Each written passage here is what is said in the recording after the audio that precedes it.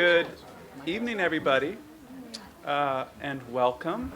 I'm Tom AUGST, and I'm Interim Director of the Humanities Initiative, and I want to warmly welcome you to our event this evening, Wisdom of the Humanities, Building Meaningful Lives and Successful Careers. And if I could ask that you turn off your cell phone so we don't have that distraction to deal with, we'd appreciate it. So one of the privileges of getting a liberal education at a place like NYU is the freedom you have to explore your intellectual, scholarly, and artistic interests. And exploring those interests comes inevitably with worries about getting a job, making a living. The purpose of this event is to offer you some practical advice about developing your skills and interests and making your way in the world after you graduate. We have 5 distinguished men and women who all majored in the humanities when they were in college and who have generously agreed to share with us today the wisdom they have acquired both in and out of school.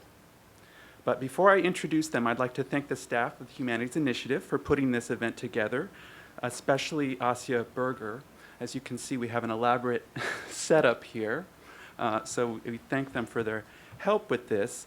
Also, as you've probably noticed, there are cameras recording this event so that this event can be available for viewing on the website of the Humanities Initiative, as well as through the NYU television network in the residence halls.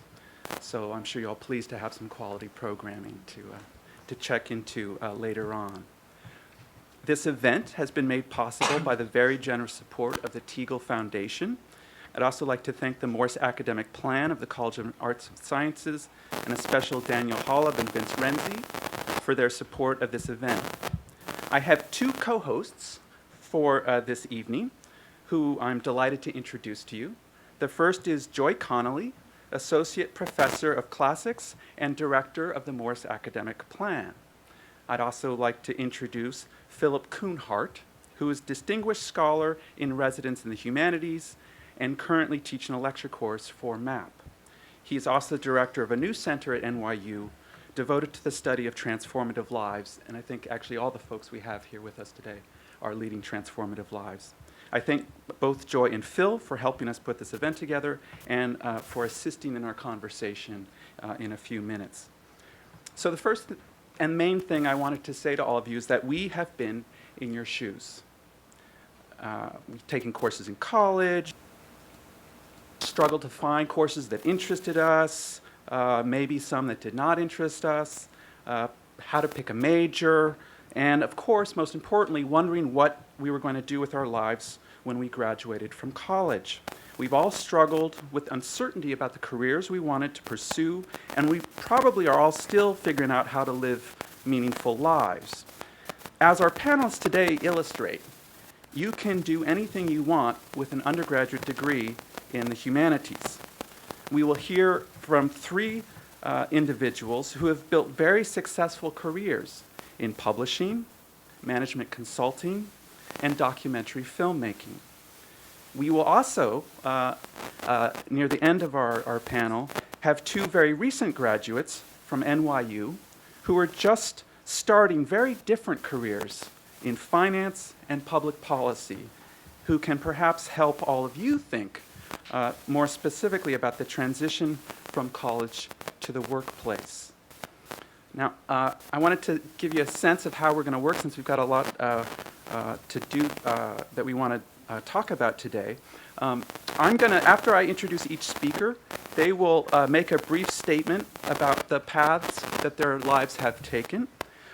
Joy, Philip, or I will then pose a question or 2 to each speaker, depending on how our time is going, before we move on to our next speaker. So then after about an hour or so, we will then open up the conversation to all of you, because the most important thing for us is that you have an opportunity to ask questions directly to our panelists and to have them engage in conversation with you and your concerns. And so I encourage you to use the note card that you found on your chair before you sat down, to write down questions that might come up for you while you are listening. Joy and Philip will be happy to ask your questions for you if you're not comfortable appearing at our microphone and on camera to ask the questions yourself, although we very much hope that you will want to come up and ask your own questions at the end today. So, without further ado, I'd like to start with our first panelist, Laura Brown. Laura Brown is Executive Vice President of ITHAKA and Managing Director of JSTOR. I hope all of you know what JSTOR is by now. It's a fantastic research tool. A research and teaching platform for the academic community. Before moving to JSTOR, Laura served as Managing Director of ITHAKA S+R, the strategy and research arm of ITHAKA, which is dedicated to helping the scholarly community make a successful and sustainable transition to digital and network technologies. Prior to joining ITHAKA, Laura was the president of Oxford University Press, USA, where she spent most of her professional career. She's led a variety of publishing divisions, including scholarly, professional, reference, trade, and textbooks operations, and helped Oxford to make the transition itself to digital publishing. She's served on the boards of the University of Pennsylvania Libraries and the MIT Press, and currently serves on the board of Yale University Press and the KUNHARDT Foundation. She holds a bachelor's degree from Goucher College, where she majored in English, which it turns out is the most versatile degree you can get, as you'll see, as an undergraduate. And she earned an MA from Johns Hopkins and an MFA in painting from Indiana University. Welcome, Laura. Thank you. Thank you very much. So I always like to do a little market research before this. I'm curious, how many of you have heard of JSTOR? How many of you have used JSTOR in the last week? Nope. That warms my heart. Great. We only have a little bit of time, and I was asked to talk about two questions. The first one is, what benefits, advantages, and skills does humanities offer to students seeking to enter a business? And I'm going to talk about publishing, but it could be, I also ran a think tank and did startup businesses, and it applies to all of these. I'm sure you're going to be hearing the same thing from everybody on the panel, but humanities education, I would say, teaches all the core competencies you need. And these core competencies remain evergreen, as opposed to sometimes in the sciences where you're learning new technologies or sort of very recent trends. What you learn in the humanities stays with you for your whole life. So what are these core competencies? And I decided to look at it in terms of what I look for when I hire somebody, which might be an interesting kind of lens for you all. So I want to know of the people I hire, do you know how to do research? So do you know how to sort of book up? Do you know what information's needed to form an opinion or make an argument? Do you know where to get that information? Do you understand what evidence is credible? What is valuable information? That's the first thing I look at. A second is, do you know how to analyze? Critical thinking, I would say, was the most important skill I brought to every position that I had, and what I most look for. So all those corny tools like compare and contrast and relationships of evidence to thesis, they actually turn out to be really, really valuable. I don't think I thought so at the time, but the older I grow and the more I use them, the more valuable they become. The third skill I look for is, do you know how to write? I would say that good writing equals good thinking. It almost always sort of fleshes out sloppy arguments. If you can untangle your thoughts on paper, you're much more likely to be able to persuade other people. So at ITHAKA, when I was running this think tank, and I'm sure Eric will talk about this too, I mean, we workshopped every single white paper we did. Sometimes it went through 10 drafts, and every time it got better. And it was kind of like going back to school for all of us, even the more experienced people in that space. I think about Procter & Gamble, where the entire culture is about how to write a good memo. It actually, you go to training programs for how to get what you want to say into one page. So writing is just a terrific skill that comes out of humanities education. And I would say the other is how to be curious. A good humanities education begins with an introduction to fields of study and tools and habits of mind that you need to investigate, and gradually takes you to the point where you learn how to care about something in that space. So it's a kind of a, how do you learn the tools, and then how do you gradually learn to pick a subject you're interested in and write something that you value about it. These are all like tremendous skills in the workplace. So the other thing I would say is in terms of publishing, which was my career, first I'll say publishing is a great career. It's sort of like staying in college and learning all the time with no midterms. It's fantastic. So what about a humanities background helps with publishing? And especially I would say academic publishing, where I've made my career. It's dependent on understanding how different disciplines work. It is dependent on understanding what constitutes a fresh idea. You have to know if an author is important and why. You have to know on whose shoulders that author's argument rests, which is sort of the provenance of an idea. And that you learn from the kinds of courses you're taking. You have to learn how interdisciplinary is the work and how accessible is it to other fields. So this kind of crosswalks between disciplines is really a critical part of publishing. So publishing as a business depends on making time and financial commitments based on knowing the answers to these questions. I had a broad liberal arts education, and I draw on these skills all the time in my work. The last thing that I would, I did graduate work in writing and in painting, which sounds like it has nothing to do with publishing, but it's actually it's the stuff of publishing. Images and words are what, all of publishing is built on. So, whether it's how to sharpen a piece of writing or how to put the right jacket on a book, these things are really, you don't think you're going to need them, and they turn out to be really critical. The second question I was asked to talk about is my advice for my younger college self. I just have to tell you, I wrote a note before I came down here to one of our research analysts who just got out of school maybe 4 years ago, and I said, so I have to talk to these kids who are in school now.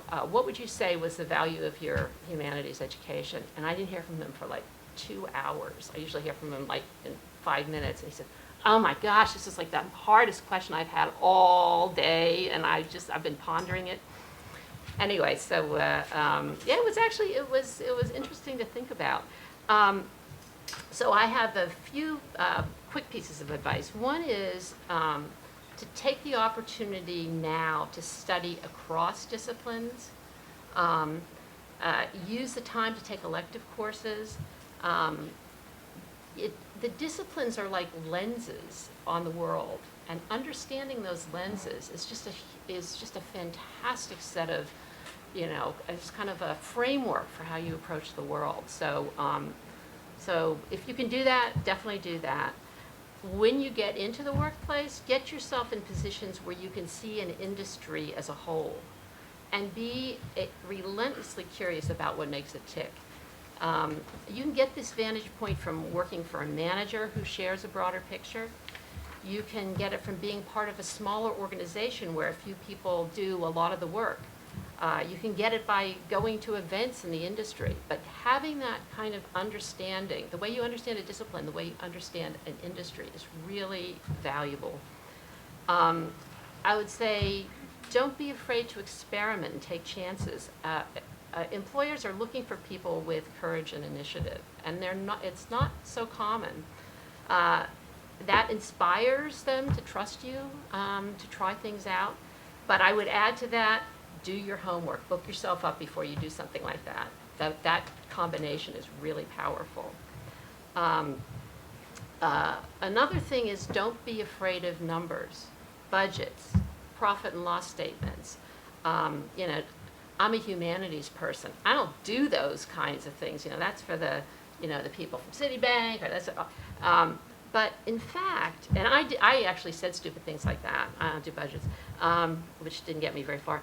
Anyway, but don't believe it because a budget I've learned is sort of a blueprint of your imagination and a structure of your priorities. A P&L is like the best diagnostic tool you can find. These are really creative tools, so don't be afraid of them.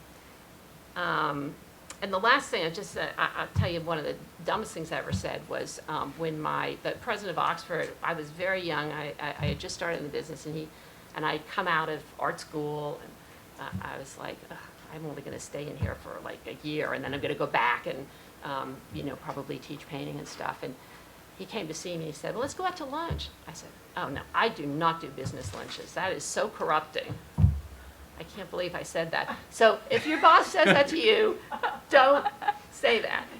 It worked out okay, but it was not a good beginning.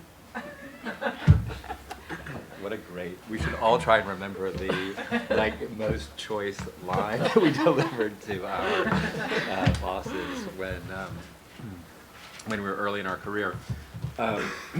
So much of... Can I do a follow-up before you begin? Is Yeah. that okay, Eric? Of course. And then I think you're going to get introduced. Yes, I have to Do introduce we you. have time for a follow-up? Yeah, please. I could do a short one or a little bit longer one. A short one. Short one. Okay. Well, I'll just make in passing comments what I was going to say in the longer one, which is that we are experiencing over the last decades a movement away from the humanities in academia towards what are perceived as more practical degrees. They're more narrowly focused. They're meant to prepare a student for an actual job that's perceived to be out there.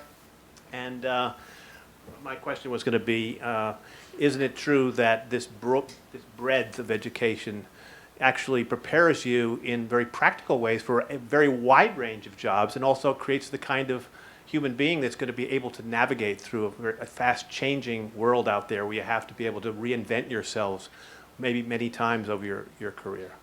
So that's kind of a statement. The little short question is, do you remember any one course that you took, any one teacher or class that still is relevant to your life today or that has borne fruit in your career? Well, I have a lot.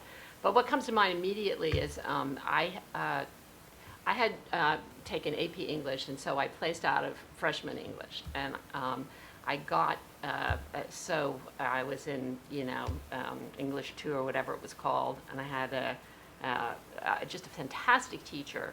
And I did my first paper, and he gave it back to me, and I got a D on it, which I didn't usually get. So it was like, I just couldn't believe it, you know?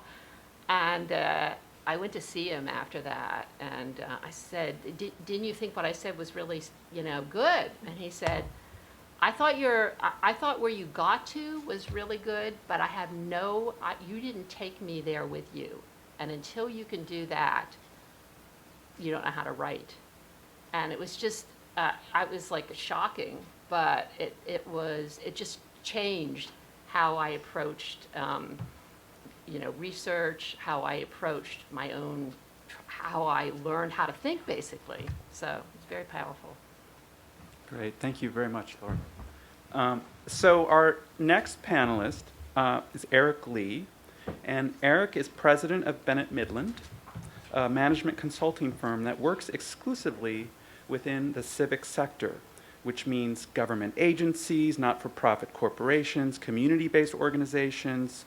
And he works in these contexts to solve operational problems, assist with the development and implementation of new programs, develops information systems, and advanced management strategy. So for over 20 years, Eric has developed innovative systems to address problems in criminal justice, urban planning, and community and economic development. He served as a senior policy advisor for New York City Mayor Michael Bloomberg, where he developed initiatives that strengthened New York's public safety policies, contributing to a historic drop in crime, which we are all beneficiaries of. Prior to working in the mayor's office, Eric was a founding director of the Center for Court Innovation, a public and private partnership that promotes new thinking about how courts and communities solve difficult problems like addiction, quality of life crime, domestic violence, and child neglect. Eric has been a pioneer in using information technology to improve decision-making, operations, and outcomes in the public sector. In New York City, for instance, he was responsible for implementing a system to integrate data across city, county, and state criminal justice agencies, resulting in a national model for information sharing. Earlier in his career, Eric led the team that developed the nation's first paperless court system at the Midtown Community Court, which took the top prize at Windows World Open for public sector innovation. And all of this began with an English major at Vassar College, and Eric also got a master's degree in urban planning from the University of California, Los Angeles. Welcome, Eric. Thank you. Thank you. Everything Laura said is incredibly important and good advice. I was struck by the phrase "book up," and that could be the capacity to understand sort of issues that are new could really be sort of the headline of why a humanities education is so important. When I sort of heard about this question, the first thing that popped into my mind, of course, was about myself and the unfolding of my professional life. And as I think about that, one of the most dominant questions has been, do I know what I want to do, or do I not?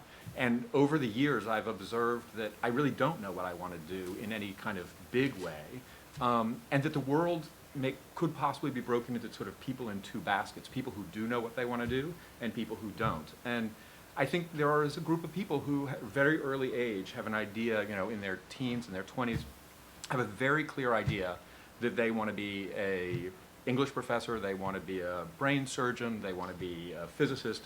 And the question of what sort of prepares them is of less interest to me than the question of what prepares the person who has no idea what they want to do, or an idea but kind of is going to need to sort of find their way to shape it into jobs.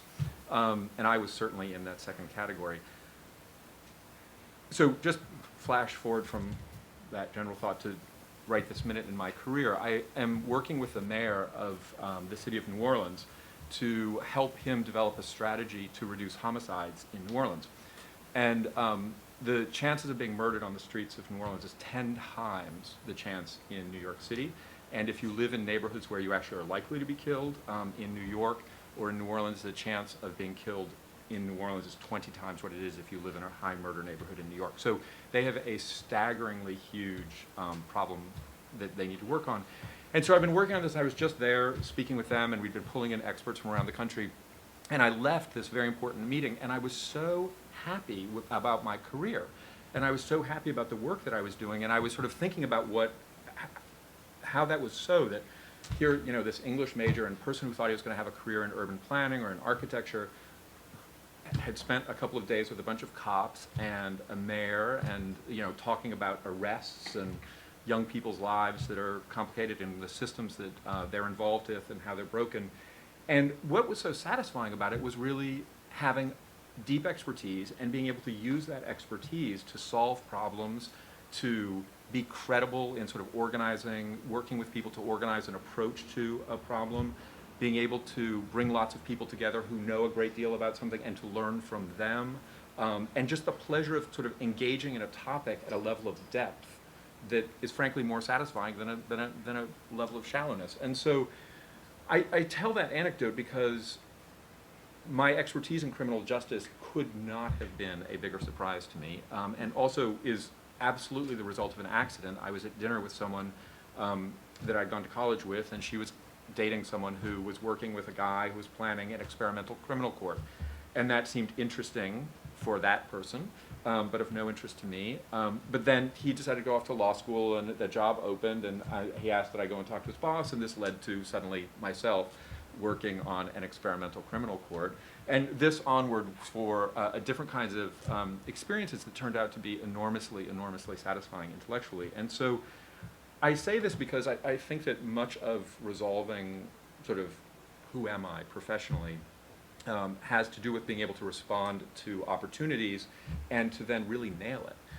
And I have found that the humanities education produces skills that are invaluable for nailing it. So if you're out there in the world and need to be able to respond to opportunities which you cannot anticipate, which is what your future holds, unless you're one of these people who has a very precise idea of where you're headed, then being able to have skills that position you well for responding to these kinds of circumstances is really, really important.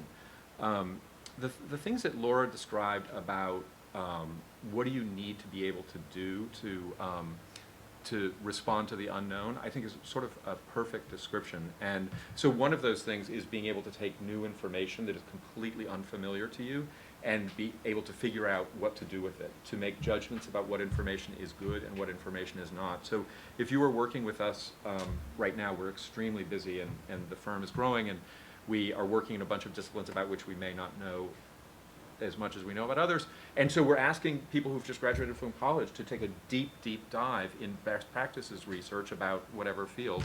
And they're going to just bump into stuff that is awful.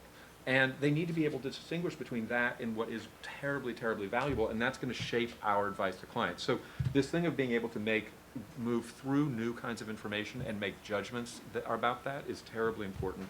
And the other is the issue of being the sort of memo at Procter & Gamble. I mean, this is everything. We will throw information at people and ask them to tell us what to do with it in the form of written documentation.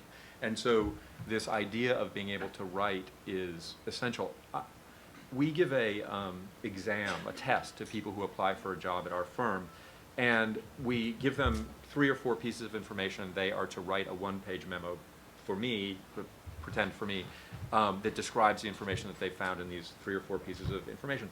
The skill of doing that is the same skill of being able to respond to an assignment. Who is Baccioni in the history of Italian art? What is the futurist movement? Read the manifesto, go to a lecture, come back and give me a 1-page or 2-page paper about the futurists. So I say this because art history in many ways is held up as the example of like the absolute least helpful humanities major you could have to then go on and have a successful career in anything. And it's just enormously incorrect. Those skills are precisely the skills that are ones that will take you through, as I think is Laura's point about testing a bunch of different disciplines and being able to understand different kinds of approaches to organizing knowledge. I think that's... Joy, do you want to ask a question? Yes, I have a, is this on? Great, thanks. I have a 2-sided question. One of them is, if you can imagine yourself in the very particular situation that I imagine students in this room will find themselves in the next year to 24 months, and you partly addressed this in your opening comments, but if you could expand a bit on this, what are you looking for when somebody walks into a room, someone you're interviewing for a job in your firm or colleagues of yours interviewing people, what specific skills, capacities, alertnesses to the world, habits of thought are you seeking that speak to the kinds of experience people have in a humanistic education? That's the first. I do have a quick another one if we have time. We'll see. Okay. If you're interviewing with me, the interview is going to begin. I'm going to take the resume, find out what you're working on. I will then think of something that I'm just reading about in the New York Times that's sort of related to that, and then have a discussion about that topic. So I was just interviewing a young woman we're now going to hire an engineering student at Princeton. She is working on seismic stuff. Great. So what happened in Japan? How should we think about nuclear policy as a seismic engineer? And I just want to be able to have a conversation about that, and that is going to tell me about the kind of breadth of engagement with different kinds of ideas and the ability to respond to an emergency, which is having to talk to me about what they didn't think they would be talking about, because of course what they think they're going to be talking about are their strengths and weaknesses. So that's one thing. And I think Laura's list of the kind of qualifications that people have, which is an outstanding list, is something that you also then cannot go and say, right? So you can't say to the person that you're interviewing with, I'm a great critical thinker. Because guess what? There are a billion great critical thinkers. So what you need to do is introduce examples of your critical thinking and move through, and it could be anything. It could be about being the RA in your dorm, or it could be about, how you responded to some situation when you were traveling last summer, or it could be even more interesting about some work that you're doing. This is what my senior paper's about, this is what I thought it was going to be out, and it turns out that's a dead end, and in order to deal with the dead end, this is what I dealt with. That would be a very engaging conversation to me, and it would demonstrate critical thinking, the ability to book up, and some of the other things that Laura talked about. Yeah, go ahead. Yeah. So my follow-up, picks up on a different aspect, maybe less specifically professional or kind of instrumental in the professional sense. But it has to do really with your thoughts about how your humanistic background shaped your concerns. How does a humanities education, in your view, direct you to take up certain questions as matters of concern to you? This is something that, just to fill this out as a teacher in the humanities myself, I sometimes wonder when we're teaching Texts and Ideas, a map course that a lot of NYU students will be familiar with, that is essentially an intellectual history great books class, where the aim of the class is to get students to grapple with complex texts, challenging ideas and arguments. That's thinking about argument, thinking about critical thinking and techniques and procedures of thought is one thing. But I'm also interested in whether you have thoughts about the matters, the content that you're drawn to think of with a broad humanities background. And I'm also, by the way, asking this with specific attention to your own, throughout your career, interest in the civic. Yeah. So just one other thing about interviewing at Bennett Midland, there'll be a writing test. And so I can't imagine that any of us would hire someone without seeing a writing sample. So again, just this underscore, you should be thinking now, to the extent that you're thinking about the workplace, about how you're going to demonstrate your skill in writing. Yeah, I think my first response to that question, Joy, is in some ways we are confronted in the world with things that seem wrong or are concerning to us, and that's a sort of natural human experience. And the problem is then what to do. And that's a problem. You know, when I was in my teens and 20s, I was very concerned about homelessness, and it was in the 80s, and homelessness was new, and there were these people sleeping on the street, and it just seemed wrong. And so how do you engage is the big question, not necessarily recognizing the problem. And so the content side of a humanities education in some ways illustrates, oh, well, this is a pathway that other people have used to think about social injustice, which might, by the way, be an art history pathway, but it could be, or this is a pathway that people used through understanding different societies, anthropology, and being able to sort of understand what's going on in some other problem. So that's the content thing. And the other thing is that in what to do, I have Joy is a relatively new friend and a colleague who's another classicist at Columbia. And one of the things I love about this conversation is that one of the things I'm very concerned about is the state of our political rhetoric.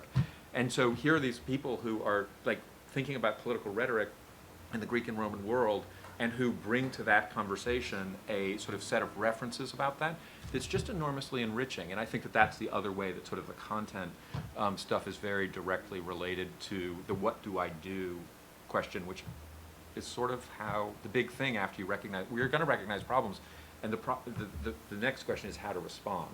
And I think the humanities education is very helpful in that way. Great, thank you so much, Eric. So our next panelist was not an English major, but he was a major in history, and he went on to get an MA in journalism. Barak Goodman's films have been nominated for an Academy Award and won multiple Emmys and Writers Guild Awards, DuPont, Columbia, and Peabody Awards, the RFK Journalism Prize, and twice been official selections at the Sundance Film Festival. His films have appeared regularly on both of PBS's premiere series Frontline and American Experience. His latest film is a 4-hour biography of former President Bill Clinton, which aired on 2 consecutive nights just this last February. Before that, My Lie won a National Primetime Emmy and a Peabody Award. Among his other credits as a producer, director, and writer are The Assassination of Abraham Lincoln, A Hidden Life, Merchants of Cool, The Persuaders, Kinsey, The Fight, and Scottsboro, An American Tragedy. He's the co-founder with his wife Rachel Dretzen of Ark Media, or Ark Media Net, one of the most prolific producers of documentary films in America. Welcome, Barak. Really not sure what I'm going to say because you both basically said everything I was going to say, but I'll try. I want to start with a quote from one of my favorite quotes from F. Scott Fitzgerald, who said that the test of a first-rate intelligence is the ability to hold two opposing ideas in mind at the same time and still retain the ability to function, which I've always thought is an interesting quote from someone who's married to a schizophrenic, but there you go. But I do believe that that's absolutely true. I grew up in a Jewish intellectual house, somewhat stereotypical, where argument was always in the air. And every night we'd sit down at the dinner table, and my father, who was a law professor, would begin to argue about whatever, history, economics, literature, crappy television, whatever it was. And he would bear down on us in that law professor way he had and begin to argue his side, and then soon he would take up our side, and eventually, every night, one of my sisters would flee from the table, screaming, hysterically crying because she wasn't being listened to. But it was, unpleasant as it was my first education in the humanities. And it was a way to learn to think in the way F. Scott Fitzgerald described, by holding contrary ideas in one's mind at the same time, which I think I thank my father for. There was never a sense that there was only one way to think about any problem. There was always A and B and C and D and on and on and on. And when I moved on to college, my father gave me some very good advice. He said, don't take the class, take the teacher, because a great teacher will make any subject interesting. And I followed his advice, and I took subjects in college as far-flung as Latin American literature, Hegelian philosophy, African American history, things I wasn't really that interested in, to be honest, but which happened to be taught by fascinating people. And so I emerged from college without much training in any one subject or any real idea of what I wanted to do, but I'd learned how to think. And more importantly, I'd learned how to be curious and unafraid of taking on subjects that might not initially seem, in my wheelhouse or interesting to me. And also humble enough to know that I was never going to master any one of them, that there was always much more to know and people who knew much more than I did. And I think that's how I ultimately became a filmmaker and a journalist. These are professions for perpetual dilettantes, which is what I consider myself, people who are paid for being curious, paid to be curious and to keep asking questions and keep pushing into areas unfamiliar and not necessarily comfortable. Now, of course, I'm much older, and I'm someone who hires a lot of young people. We have tons of young people in our office. And I can tell you that what I look for when I hire young people straight out of college or early in their careers are these same qualities of humility in the face of complexity. I'm particularly attracted to people who question their own conclusions and judgments, and who have the courage to say, I don't know, which is something I have to say that is rarer and rarer, I find. I think we're living in a time when, I don't want to stereotype young people, God knows, but there is a sense of, such a sense of wanting to achieve quickly and wanting to master knowledge and wanting to get to the answer and wanting to have an answer and being very upset if an answer isn't provided by a teacher or by a course or by a situation. And that simple phrase, I don't know, is repellent and somehow scary or unwelcome. And I actually love to hear young people say, I don't know, because it makes me understand that they are humble enough in the face of the world's complexity to come to the right conclusion, that they'll keep pushing, they'll keep questioning, they'll keep asking. I think if you look in the political world, we're in a time when people isolate themselves into sort of ideological silos based on very little information or fact. And I really do think it's the humanities and the education you're getting now that is the antidote to that. That is the place that people are trained not to, assume or come to facts, come to answers based on scant information, but to keep pushing, to keep questioning, and most importantly, sort of embrace the grayness. And I think, the moral, intellectual grayness, both. And if I had, I'm given the opportunity now to give you advice as you enter your work lives. My advice would be to embrace the grayness, distrust easy conclusions, and hold as many opposing thoughts in your mind as you can at the same time, and not to be afraid to say, I don't know. As an employer, I can tell you it's probably more impressive to an employer than you might imagine to be honest about what you do and don't know. That's my message. Phil? Hi, Barak. Hi, Philip. I've known Barak for a number of years, so I'm very happy to have you here tonight. I believe your major in college was American Studies, is that right? American history. It might have, American history. but with a lot of literature on the side. Okay, good. Well, I teach in American history as well, and there's the characters I'm drawn to are people like Emerson and some of these wild, free thinkers that really, they saw it as their task to awaken people they came into contact with, to kind of kindle a fire in the minds of those they related with, and to create, in a sense, to create the type of person who is excited about their own lives, about the world around them, about their own minds, and become, in a sense, lifelong learners. We use that expression, and all of you, I think, are that kind of person. But isn't that partly what a humanities program sets out to do?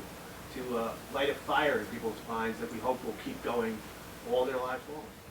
Precisely. I mean, I think that's exactly what I think, and what I was trying to say is that it does, these sort of inquiries into the past or into imagination or the things that you take up in humanities courses do train one's mind to keep asking questions and to keep that sense of wonder about the world and about and to keep telling stories and to keep investigating stories. And that, in my line of work, that's the sine qua non. If you're not curious, you're not interested, I think, for any writer, any journalist, any filmmaker, you have to have that hunger to understand human nature and to always keep asking, why or how. And I think you're right. I think that the humanities education uniquely gets you into those habits of mind. Did any one particular of your films that you've made over the past 20 years make the fullest use of this background of yours? That's a great question. I don't think so. I mean, superficially, I do a lot of history films, as you know. And I was a history major, but that doesn't mean there was any real connection there, because I never thought, I was a history major by default, because I wanted to take all these different classes, and it was the easiest major, frankly, in my college. But, and the way history was taught, really, it wasn't appealing. It was very technical, and it was very much about sort of, where's your sources and your, But I rediscovered history later in making these films, and really understood that it's storytelling. It's about people. It's about people's lives. It's about people's relationships. It's about who they are. It's about moral conundrums. Those are sexy, interesting things to me. And so suddenly it was like, wow, this is history. This is what I love to do. So, I fell in love with telling history in film, and I've done that most of my career. Thank you. Great. Thank you very much, Barak. So our next speaker, have reached your generation, to put it politely. Alexa Allen graduated from New York University with honors just last May, with a double major in religious studies and economics. She currently works full-time for Citigroup and was hired into the sales and trading analyst program in New York. And she spent her first year on the foreign exchange desk, whatever that means. She is an active member of the NYU Liberal Studies community, the Athena Collaborative Group, and a member of the NYU recruiting team at Citibank. So welcome, Alexa.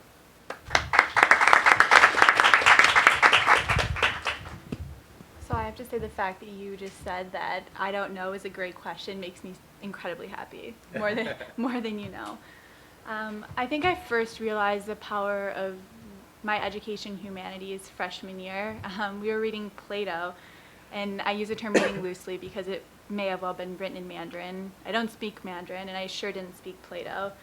I went to class and hoping to sit in the back, which, as all of you know, in a humanities course is a hopeless desire. The professor started laying the groundwork, saying, these are the characters, this is the theme, now tell me how he got there, tell me how he made it happen. And I was like, what? How do you make what happen? I couldn't remember anything that I just read, and I couldn't eloquently explain what I had printed off Cliff Notes regarding the Republic. And as a new freshman, the majority of the kids in my class were in the same boat, and I'm sure at some point in your college career, you guys have also been in that place. So the professor continued. He kind of weaved together different ideas, different thoughts, and you kind of started to see light bulbs go off across the room, a hand here and a hand there, and soon we were in this heated debate about a topic that nobody knew anything about 30 seconds before. By the end of the class, we were Plato masters, or until the next lesson, that is. It's the same overwhelming, kind of drowning boot camp education that I've come to love so much about my job today. Sitting on a trading floor on a desk that can transact billions of dollars in a few seconds, you have to be calm and collected under pressure.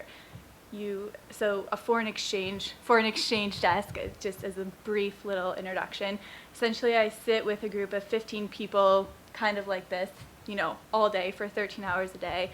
And if your pension fund needs to buy stocks in Paris, they call us and they say, okay, we need to buy 1 billion euros, for example, and that we make that transaction happen. So yeah, you pick up a phone and somebody can be on the other end of the line yelling at you for a price in something that seems like a foreign language, and you're expected to be articulate and decisive. My liberal arts education, I would say, really taught me how to do that. It trained me well how to do that in many different scenarios. Like you guys have all mentioned, an education in the humanities is invaluable. You can't put a price on it. Well, people do, but it's very expensive. I don't need to tell you that again, but what I can share with you is my experience that I've had and what I'm still learning each and every day, just starting my career. In college, I had a lot of random internships. I worked with a U.S. senator, a few nonprofits that focus on city children, a psychologist, investment bank, NYU, a gym, and a hedge fund.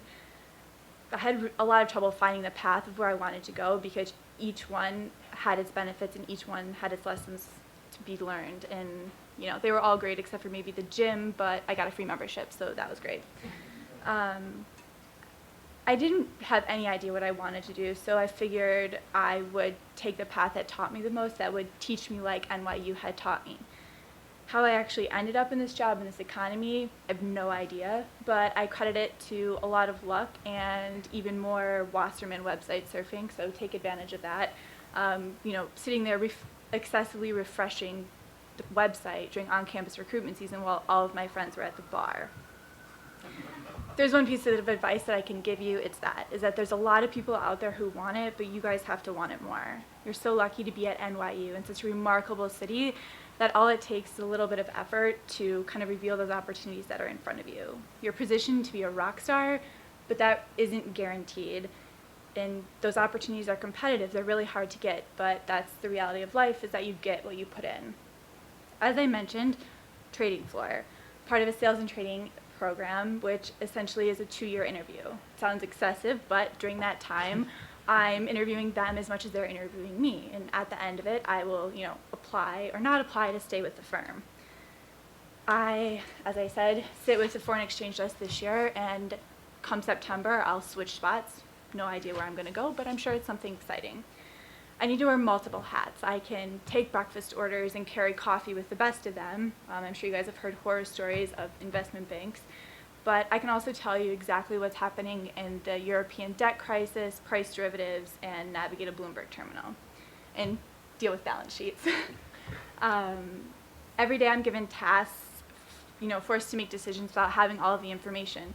If your boss comes up to you and gives you a project due within the hour, but doesn't tell you where to find the information or even what they're looking for, You need to analyze, synthesize, prioritize, respond, and deliver. It's like the Plato class on steroids, but there's a giant angry man at the finish line waiting for you if you fail.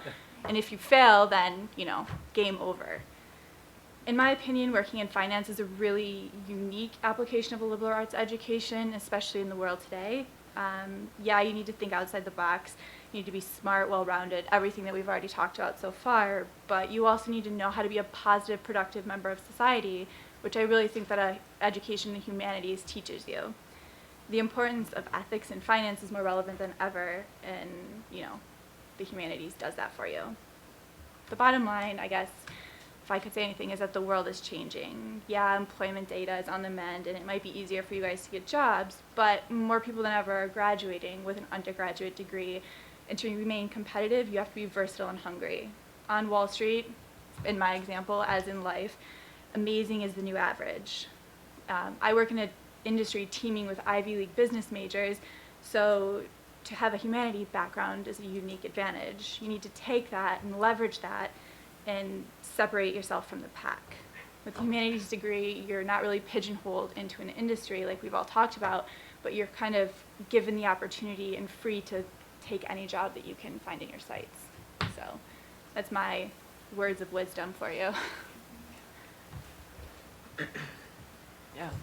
Hi, thanks for participating in this. I have a question about, to kick things off, about the internet age and whether you think in particular humanities education that you had here at NYU, and I'm thinking, I guess, especially the religious studies side of it, whether that, but all of your humanities courses, whether you think that has given you certain skills or capacities or interests or kind of a take on the world or a grip on the world, especially insofar that we're living in this fast-moving, especially it sounds like what you do, fast-moving, fast-paced, kind of information-inundated world of the intertubes, as we call it, Yeah, the internet. I mean, I think more than anything, I work with a lot of pretty tech-savvy individuals, much more so than myself, and, that's a huge investment for any firm is in technology. I really think that, if anything, growing up in an age where I did grow up and where all you guys grew up, to be able to filter that and to be able to, go back to the basics and not be overwhelmed by everything that's available to you is probably the most important skill that you can have. The fact that you know how to read and how to write and how to, not type bad things in the chat is really, really important, and becomes even more important as, the government is shining a light and the media is shining a light on the industry that I'm in. So I think that's, I don't know if that really answered your question, but those are the thoughts that came to mind. Yes. Actually, Alexa, could I ask a follow-up question for you? You said in your comments that that the humanities had, that in the moment right now, especially in the questions of ethics in finance, in the news a lot, and you said that studying humanities sort of helped you, or could help one sort of, I think you said give you that, but can you elaborate a little further on? Yeah, I think a lot of the courses that I took, especially my first couple years of college taking math courses, that it teaches you how to be human. It teaches you the complexities that you deal with every day. Albeit from a 5-mile high in the sky perspective, and as a theory, not really as an actual practice, it still stresses that to you and makes you aware of all of the factors that go into it. Mm-hmm. So look at Greg Smith, I think was his name, from Goldman, who wrote a scathing article in the Times. It's interesting to think about, and something that you really need to be aware with going forward, and companies need to focus on. And if that means recruiting less business students and more liberal arts students because they know not how to, they know to not steal from their clients, then that's great. Yeah, well, thank you very much. I think that's very striking, and it's somewhat counterintuitive, right, that in fact in this environment with all these Ivy League business majors, someone with a liberal arts degree, that's actually a competitive advantage, even in a world of finance. And this kind of training and thinking about ethics and what it means to be human, right, turns out that that would actually be something that potential employers might really want. Thanks, Alexa. So our last panelist is Matt Gornick, and he graduated with honors from NYU in May 2009 with a double major in English and American literature, as well as journalism, and he also had a minor in creative writing. He currently works full-time as the Policy Assistant Director for the National Coalition for Homeless Veterans, which is the nation's foremost authority on homeless veterans issues, and it interfaces with Congress, federal agencies, as well as community and faith-based service providers. And Matt is preparing probably the next year or so to apply for law school, which he expects to attend in fall 2013 in hopes of acquiring the tools to become a stronger advocate for underserved populations. Welcome, Matt. Thank you.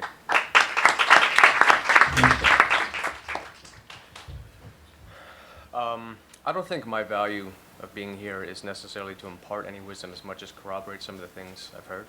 And it's pretty nice to have heard you guys say, well, to admit you don't know, to be honest, that those are those are two skills that are really two things that will really get you far. And that was one of the things I was going to focus on, is the importance of being honest.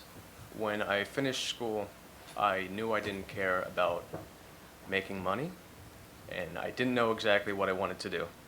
And your parents probably don't want to hear that. You finish school and go home and tell them that. But just go out into the world and just put yourself out there. Be honest with the people you talk to. In selling yourself, I wouldn't even really want to use that term because it sounds like you're fabricating something. There could be a connotation there. But the reality is, you put yourself out there, and as you can see today, there are humanities majors out there. They're hidden.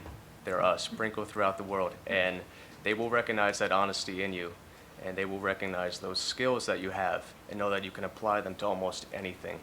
If you can master those skills, and for me, going into school, I knew that was writing, I guess in a broader sense, communication. I knew I wanted to become better at those because I would have those for the rest of my life. With journalism, didn't end up being the exact route I wanted to take. But very much like English or like creative writing, it gave me the tools that I continue to use today. And I think one of the differences, and one of the things I certainly didn't expect, I mean, I think I was a recluse in college, really. But by the time I became part of an organization, by the time someone gave me a chance to really be everything I could, using the skills that I acquired at NYU, I don't know, I haven't looked back, and it's been a pretty incredible journey. I don't know where this quote is from. I heard a friend use it. If I were writing a paper right now, this would be awful. No attribution whatsoever. But success is a journey, not a destination. And that couldn't be more true for me right now. I don't think anybody up here is finished with their oeuvre. Everybody is moving forward. Everybody is continually reevaluating themselves. And one of the questions I was asked to address is, how do you overcome that anxiety of looking for the first job or whatnot? What happens to that anxiety? And I'll be honest with you, it doesn't exactly go away. It changes, it transforms, and I think at the root of that anxiety is questioning. Maybe in worst case scenario, self-doubt, but definitely questioning. You continue to question to reevaluate yourself. And I couldn't be happier where I am, what I'm doing right now, and the people I get to work for. It is a blessing. But I still continue to reevaluate myself and my life and everything I'm doing, probably on a weekly basis. And the value there is, if you're in the right place and doing the right thing and being honest with yourself and feeling good about what you're doing, you are going to strengthen your convictions. You are going to be even stronger. So all I can really, I guess in closing, you're getting the skills now, and don't forget to, to recognize the human quality in other people, in institutions, in yourself, and really be willing to, to overlook your personal needs. I don't really know how to phrase that exactly, but don't become too focused on yourself. Be willing to become part of a greater good, a greater organization, something stronger than you, something larger than you. And I think the paradox there is that you will truly find yourself, and you will truly be more of an individual by doing that. So if anyone here has any specific questions about the next, applying for jobs, whatnot, hopefully we can be of some help. Thank you, Matt. I actually had a follow-up question. Matt was actually a student of mine in a senior seminar I taught in the English department. And pretty much the last time I saw him a few years ago, right before he graduated, I believe you were going to head off and you were working on a poetry chapbook, I think, and you were definitely heading back to live with your parents, right? And so I want to know how this very gifted, somewhat shy writer ended up working for an organization devoted, not only that, but a policy assistant director, which is a nice title, for basically a nonprofit lobby concerned with homeless veterans. How did you get that job? How did you, literally, what were the steps you took? Well, I told you I hadn't looked back, and so it's nice to hear what that looked like again, because I hadn't thought about it for a while. Very much true. I moved down to D.C. with hopes of finding some work opportunities, and I was applying to a lot of places. I didn't know exactly what it was I wanted to do. This is one of the few that I came across that struck me as an organization where I could devote my life to something. I hadn't done that before. I loved writing. There were, I came here because I loved the energy and the enthusiasm of the students here to learn and to grow as individuals. But I didn't feel like I had that. I don't know if I necessarily volunteered a lot growing up. I did here and there, but the idea of devoting my life to something, and that's a phrase I distinctly remember as I was waiting to hear back from this job. I didn't necessarily talk about that in the interview or whatnot, but that it must have come through in some way. And I think that the humanities are a passion, and it's not necessarily an end as much as a means in terms of entering the workforce. But be willing to do that, and so long as you're using whether it's writing, whether it's painting, whatever it may be, so long as you're willing to use those skills and able to use those skills in a job that you've applied for. Okay. I think okay. That's great. Well, at this point, we're going to open it up to your questions. And my co-hosts, Joy and Philip, are going to be wielding some microphones in the front of the room for those of you who want to speak into that. There's also a microphone there in the back. And if you're more comfortable having Philip or Joy ask your question for you, you can pass your index card to them. So while you rouse yourselves from your seats to go to the microphone and think about what questions you'd like to ask our panelists, I'd like to actually pose a question to both Alexa and Matt, which is, what do you wish you had known a few years ago when you were still in school that you know now, related to the sorts of things we've been talking about?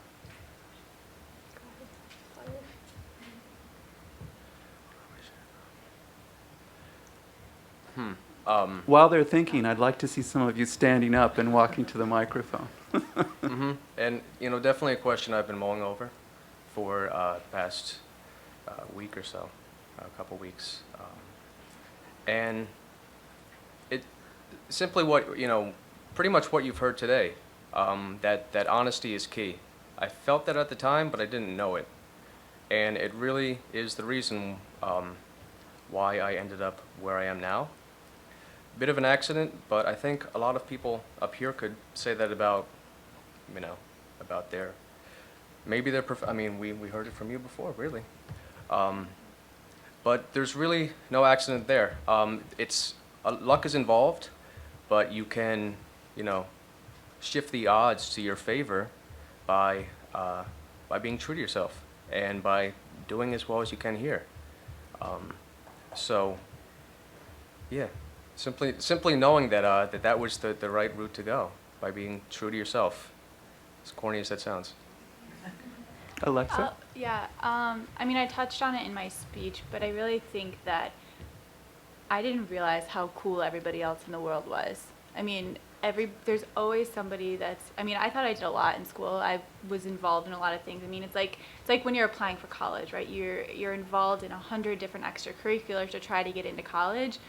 There are a lot of people who do that same exact thing to get a job or to get into grad school or something like that. And I really think that, it's important to set yourself up as best as you can for success, because who knows, like the industry that you're looking at or potentially looking at might just go under or go away, and you have to be ready to make that jump, to make that change, to have, have a little bit of experience in a couple different areas instead of all concentrated in one sector. And I think that's, I guess I wish I would have known how cool people really were. Yeah, go ahead, please. I just want something that struck me in listening to you guys, especially. It's great listening to you guys.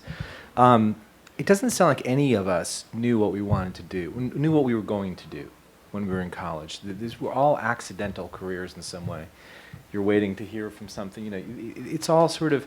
There is no right answer. There is no one path. You shouldn't be thinking, what am I supposed to do with my life? What am I made to do? Because it doesn't work out that way. Somebody said, you seize the opportunities that come up, and then suddenly you find yourself, if you're true to yourself, if you're honest, and I could not agree with you more, you'll find your passion. You'll find a passion in what you're doing. You'll find your way. But I bet, Alexa, you never thought you would be doing quite what you're doing, and yet you love it, and I feel that way, and I think everybody here feels that way. So to answer your question, when I was your age, I was all concerned about, what is my path, because this decision will regulate the rest of my life. It doesn't really. Well, I think the thing that strikes me about that is yes, you will find your way, and there are these accidents, but one of the things I think that's important is feeling confident about not only feeling confident about finding opportunities and responding to opportunities, but also that the opportunities that come your way you can't control, but what you can control is your reaction to them, and that those decisions end up actually being, now in my late 40s, those are kinds of things that add up to life, those decisions. And to simply feel good about you making the best decision that you can about the opportunities that present themselves. I think if I were looking back at my 22-year-old self or my 32-year-old self, I would wish for a lot less worry about the choices that I was making, and just the assurance that the job at hand is to see what the opportunities are, to try and drum up what you can, and then make the best decision that's right for you. And you're going to make some negative decisions. You're going to say, I'm not going to do this one, or I'm not going to do that one. And to feel good, or that things end up, my thing about crime, that things end up being very, very satisfying, that are different than the narrative that you kind of imagined was going to be the life path. And that to feel sort of good in those decisions, and to feel good in the experience of that, I think is my main reflection about life since I was 22. Great. So, questions? Folks have any questions? Joy, can you? Yeah, of course. First, thank you so much for talking a lot about your. I like to hear people's experience, and thank you so much about that. My name is Wen. I'm gonna graduate this May, and my question is really, related to my intern experience before. I used to intern in the Human Resources Department, and I'll go over people's resumes and figure out those people who succeed in getting their jobs has a pretty consistent work experience in a certain field. So when I'm started looking for jobs right now, and I have this kind of like anxiety, like I'm afraid of picking the wrong field, and this field gonna, I mean, because I'm not really sure what I'm gonna do in the future, and what my real interest is, I'm still on my way to figure it out. So I'm afraid that when I pick a certain field and this field or this certain job failed to prepare me for the real job that I'm really interested in the future. For example, if I pick a job in the education field and when I figure out I want to do more like child protection or something like that, it might not, I mean, yeah, I just curious how or whether you had this certain kind of like concern before and how to deal with it. Yeah, Thank you so much. So you're asking how do you avoid, in a sense, getting trapped? Because you're in this catch-22 where you got to get a job, the job opportunities are out there, but then you're not quite sure what you want to do. And so on the other hand, right, getting work experience in a particular field tends to help you get work in a field. So how do you balance that? Well, I would say when you first graduate, nobody expects you to know what you want to do. And the people who come in like they do know what they want to do, sometimes they're not the people you want to hire because they're like, so this, I mean, somebody asked about interviewing before, and I would say one of the mistakes that often happens is people don't actually learn very much about the place. They're just so intent on selling themselves that they can't even sort of see the person across the desk from them.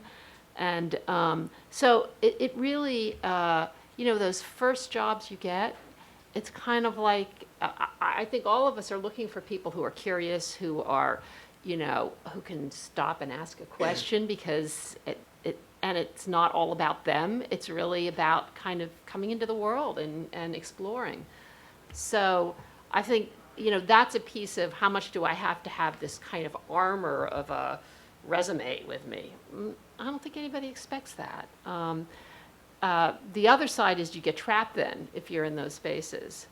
And, it feels to me like the world's much more sort of fluid now than it used to be. I mean, it used to be you wanted to go into banking, you had this background, and that's what you did, But it's there's a lot more exploration. People expect that now. And it's really nice if you get into, I see about Eric talking about some of these consulting things he's able to do. You may find, oh my gosh, I did this one piece of consulting and I am so excited about crime that it's going to change completely what I want to do, Or Matt talking about this, doing this advocacy work and saying, now I got to go back and get a degree, get my law degree, because that's what it's going to take to do it. So it's a path that you're on. And the path will take you in different directions. It's not like you have to know from the beginning where it is. I would also add to that, just from a practical standpoint, don't underestimate the power of networking. I mean, I know in finance specifically, but I think this applies to anywhere where you can network, is that A, most jobs that you get come not through like a posting online, it's from somebody knowing you, and B, if they get 100, I mean, I'm sure you know this, if you get 100 applications and you recognize one or two names of somebody that have emailed you, being curious, asking questions, maybe stopping in and, seeing the work environment, that's, by default, that's the resume that you're going to pick out of the pile. So I would say that, all those sessions that they have at Wasserman that seem so silly, go to them. If you're even remotely interested in the company that's there or the job, then go there and meet people and see what they really do. I think if you discover that you want to be something like a psychologist or a clinician, you've got a long road ahead of you, and that's okay. You can always restart. But if, in terms of your work experience and whatnot, I'm considering of how this is now on the record. But I've, for instance, in my, time on Earth, I've been a seasonal park ranger for 3 summers. I've worked in retail for 4 to 5 years. That's not on my resume. You can, and the trick is, The trick is always just framing what you want people to know and highlighting those strengths. And with anything you do, hopefully you'll be able to, you'll have enough to choose from to highlight, and you'll be okay. And you know, when it comes to getting hired, it's a cover letter, it's a resume, it's an interview of 30 minutes maybe. It doesn't matter really. I mean, that's so little time to even, you know, convey anything to anybody. So, you know, one job that you've had, or, you know, you looking to find yourself is probably not even going to come up. It's just going to, you know, your strengths will come up. That's what you'll be talking about. So. Great, thank you. I think there's another question.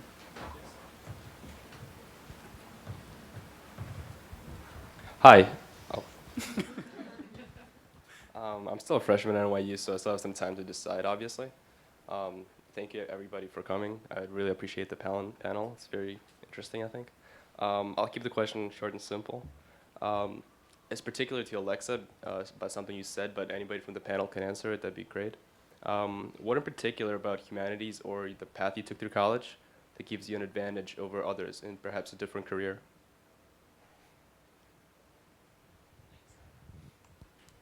Others in a different career or others with a different background? In a different education background, maybe? Okay. I would say just, I mean, I was having a discussion the other day about something that would probably put you all to sleep, but we, you know, for example, think about oil. Like, that's really relevant to everybody, right? I was sitting there and I was talking with a very senior guy and myself and a person who has some business degree or something. And we were talking about oil and talking about how, you know, if the geopolitical conflicts continue in the Middle East, or they get worse or they get better, what happens then? And as an humanities major, you kind of, I think you think about that in a much different way than just a profit and loss statement, right? You know, if you're a business student and you can write out a balance sheet and tell you what each part of the three things says, which I still have no idea, you think about things in a lot different way and a lot less creatively, I think, than somebody with a humanities degree. Like, I was immediately, when somebody talks about the Middle East, I think about religion. Like, not oil, not money, not war, I think about religion. And I think that that would be the same, I mean, correct me if I'm wrong, like, for you guys, that you probably think about your specialty, right? Like, you probably think about crime. If somebody talks about someplace, that's what immediately comes to your head. And I think that if you only have that business background, you kind of lack that diversification in your team. So, I don't know if anybody else has something. Yeah, I think that goes to what Laura was saying earlier about competencies, right? The ability to listen, to be curious, to be responsive. But Eric, go a ahead. big part of that is very early in your career, you're trying to demonstrate skills which are very generic. Am I a critical thinker? Am I going to be able to get through some kind of an assignment effectively? And so being able to demonstrate that so you're going to apply for a job, let's say with an energy analyst, and you're an English major, and you really want this job, you're really interested in the work. And so the question is, how do you differentiate yourself from other applicants about your capacity to do the job? That's a problem that you immediately have to distinguish yourself between other applicants, and you are going to have an approach about how to do that. Many of the kinds of skills that Laura talked about, you will then translate. Can I book up? Can I come into this interview better informed than anyone else? When I book up, am I going to be able to make decisions about what kind of things are relevant, what kinds of things are not? Am I going to be able to make connections between energy, economics, science, and the environment, and be able to talk about the issue in that kind of a frame? Those are the ways that you distinguish yourself, and you have nothing else, because you're 22 and you don't have any experience that really anybody cares about. I mean, you care about it because you're doing all these things and they're exciting and fun, but from the perspective of the person who's making a huge decision to go one path with a bunch of money, which is the salary, you need to distinguish the fact that you're the best bet. And those kinds of things are going to be much, much more distinguishing than, you know, an internship or some very, very specific kind of knowledge that may not have so much applicability. Can I just say, I wonder for the other people who've hired people, whether they would say that being able to ask an interesting question, I mean, a question that you really care about the answer to, that somebody can feel that's true, goes a long way to me, that it's not just this kind of, spiel, but somebody like stops and says, I never thought about it that way before. Is it, do you think this is a part of the reason that this happens? Or whatever, whatever the question is, it's like you have to be able to actually sit and think when you're in the interview. But that goes a long way to me, that somebody actually is curious and is able to, to pose a question that gets me to think. It means a lot to me as someone who's hiring. Absolutely. I just very, very quickly, I had a recent experience where I'm hiring someone in my company to be a producer in my company, and I had a glowing recommendation for this young woman, and she had an incredible resume. She's done a million things. And she came, it was all set to hire, sight unseen practically. And she came in, she sat down, and she started selling herself. She started telling me what she had done. She started telling me, how she would do the project I was hiring her for, and, did you talk to this person? And did you talk with, just behind it was sort of, see how much I know already. And I was just completely turned off. Within 5 minutes, I decided I can't work with this person. And then the next person came in with a much less experience, much less sort of, and just talked to me as a human being, was just himself and was just asking questions, curious about what we do, and how we do it. And I just had a human connection with this person. I said, that's the person I want to spend the next 2 years with doing this project. I like this person, and I like the way he thinks. And yes, maybe he, worked in a completely different field, but, he clearly has a brain and sensitivity and humanity, and he got the job. So hopefully that's somewhat of a lesson for everybody. Can I speak? I'm glad you used the word, was it sensitivity? I think that we haven't used that word. We've used competence and analysis and critical thinking, all these things. But sensitivity, isn't this what we, in a sense, learn through the study of literature or philosophy, even history? What we study about people's lives, we're growing, we're increasing our ability to care, to understand, to empathize, to put ourselves in somebody else's shoes, and we're growing. We're growing, and so these very qualities are expanding our own humanity, and that's what you're saying. You made contact with this person's humanity, and that connection was what mattered. So are we growing ourselves in a profound way through our education, or are we narrowing ourselves to a small amount of what we think are marketable skills? Well, this is a whole other topic, which is to what extent is our education tied to living a good and meaningful life? And Oh, I'm sorry, we've run out of time. Please go ahead, Eric. And the pressures of getting a job and sort of having meaningful work are certainly really huge, but there are tremendously big other parts of life, and certainly a humanities education is a helpful tool for that stuff. I guess, how would we make that more concrete? I think one of the things I think about is just sort of being able to engage in the world in a way that lets me continue to figure out what's going on in the world and sort of connect with topics that are new and unknown and sort of new material and new experiences in a way that feels effective, basically. Like, oh, I can sort of get around that, and I think that that's kind of enriching in life. I don't know if that's exactly what you mean. Just about the non-work part. Yeah, I actually think an education that teaches you the pleasures of reading, the pleasures of thinking, the pleasures of experiencing culture, and a lot of the humanities are people trying to discover what is meaningful And that's like this wonderful kind of modeling of how to go through life, basically. So I think it's in that sense, whether it's in your work or in your relationships or whatever, it's really valuable. And your needs change as life goes on. And so you go through different stages in life and you want different things in terms of experience or understanding or knowledge. And to be able to meet those changing needs in some ways, having some sort of skills about how to engage in ideas and experience and culture is very, very helpful.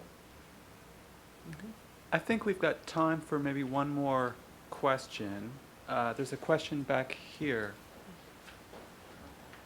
I just want to take my chance while I have the mic, while I walk very slowly towards you, to say that it was really a pleasure to hear you use the word pleasure, because as a teacher, I get frustrated when teaching becomes and learning becomes only work and only grades and only measurements. So I just wanted to flag as I slowly walk towards you my appreciation for reminding ourselves of the pleasures of learning how to communicate with each other and learning how to refine our sense of being in the world, and that side of humanistic education. And, So I and, pass it and over to actually you. learning to take pleasure in your learning is going to help you take pleasure in the work that you do. Yeah. And of course, people want to hire other people who take pleasure in the same kinds of work that they're doing. That's part of being human in a work environment, right? Absolutely. Thank you once again for coming in and talking to us. I was just curious because all of you had talked about critical thinking and showing that and exemplifying that in the interview process that you go through. But I feel like that's very different between what we're taught to do and which is more about selling yourself and making sure that they know how much you know. So how do you find, I see you're shaking your head already. So what I'm curious then is how did all of you used to interview, and then how would you then incorporate both things, or is it just completely wrong to try to sell yourself? So that's basically all I have. Thank you. Well, since I was shaking my head, you have nothing to sell yet, besides who you really are, because you're all very super smart, or you wouldn't be here. But you haven't done anything in the world yet that's relevant really in the workplace. So what I want to know, and I'm extrapolating to others, is we want to know who you are. Because I'm assuming that if I hire one of you people, you already have the NYU credential. I'm assuming you're really smart, and I'm assuming that if you're the right kind of person, and the fact that you've been educated in the humanities leads me to that conclusion, you're going to explode when I hire you. You're going to burst into our environment. You're going to master what we have to teach. You're going to take it and run with it because you've done that already. That's what humanities education is. I mean, those are the kind of people I'm interested in hiring. If someone, I don't mean to be pejorative here, but if someone has decided what they want to do by the time they're a freshman in college and has pursued this narrow path towards that end, I see a person that's closed themselves off too much for me. I want someone who's loves to learn and and implies that energy and who's all over the place, is taking courses all over the place, and then comes into an interview and is curious and is asking questions and shows me that intellectual curiosity, not trying to sell something you don't have to sell yet. So again, I mean, my message is, and I know that I do something that's very maybe different than a lot of people here want to do in their lives, but I think it's generalizable that you really want to be yourself. You really want to, you don't want to show off any particular characters. Just be yourselves. Have a conversation with the person you're talking to. Be human. Be honest. That's really what we want to see, I think. I would just reiterate that, as far as the credentials, they sell themselves. You don't need to sell that. So really, in that time you have to interact with somebody. It's really just think of it in terms of what do you want them to know about you, about who you are. You don't need to sell that. I don't think you need to go in and sell that you're a critical thinker. You can analyze this. You can. That's all on paper for someone to see, and this is an institution that's very recognizable, and you don't really have to worry about that, especially if you perform well. So, yeah, don't think of it in terms of the economics of it too much, as much as just you being why. What about your character really is going to add? I think that the character and personality thing is very important because Barak said perfectly, I'm going to spend 2 years with this person. And so that stuff matters. But there are many people who have delightful personalities who I would like to spend time with, but I don't necessarily want my one investment to be without some certainty about skill and capacity. And so while I would like to have someone come and be conversant with me, and the anchor of the interview will be likely talking about something that was on the front page of the paper that day, the other thing that I expect of someone is that they do demonstrate skill, and that the way that they demonstrate skill is that they have thought a little bit about who I am, or they've thought a little bit about what our firm is, or they've thought a little bit about one of our clients, which is immediately identifiable by looking at our website, and then engage with that. And they need not engage with it at the level of, to use child welfare, we're doing a bunch of work in child welfare, they need not engage with it by telling me what they think about whether casework should be teaming or not, because of course, who cares about that opinion? But if they demonstrate that they have an idea that the way of structuring casework for people who are trying to protect children in trouble is an interesting topic, anything like that, there's just some kind of a way of showing I have the skill to be able to approach a topic for which there cannot be any expectation that I have expertise, but that I am approaching it and engaging with it in a kind of intellectually alive way, that's going to be very impressive. And that's called doing your homework, right? Which presumably you all have much experience with. Can I just add yeah, please. one little hint? Don't say, this job would be really good for me. And instead it's, I will be really good for your job. In a subtle way, but it's like a lot of people come in and say that, and you're like, I'm really glad for you that that's going to be good for you. I would just add quickly in the same vein, for as much as we've said it's okay to say, I don't know, don't go in and say, I don't know why I'm here, why I want this job. I don't know why I would be good for you. That's a perfect follow-up to I don't know is, but this is what I would do to think about it. This is how I would approach the problem. I don't know is a totally reasonable thing. What I'm going to do about not knowing is really nice to hear. Okay, I think we have some time now for our reception. There's a mountain of food out there, which courtesy of the Morse Academic Plan, which I really hope you will eat. And take this as an opportunity to do some networking of your own with our distinguished visitors. So Laura, Eric, Barak, Alexa, Matt, thank you so much. I think what you've given us today really counts as wisdom. So thank you very much.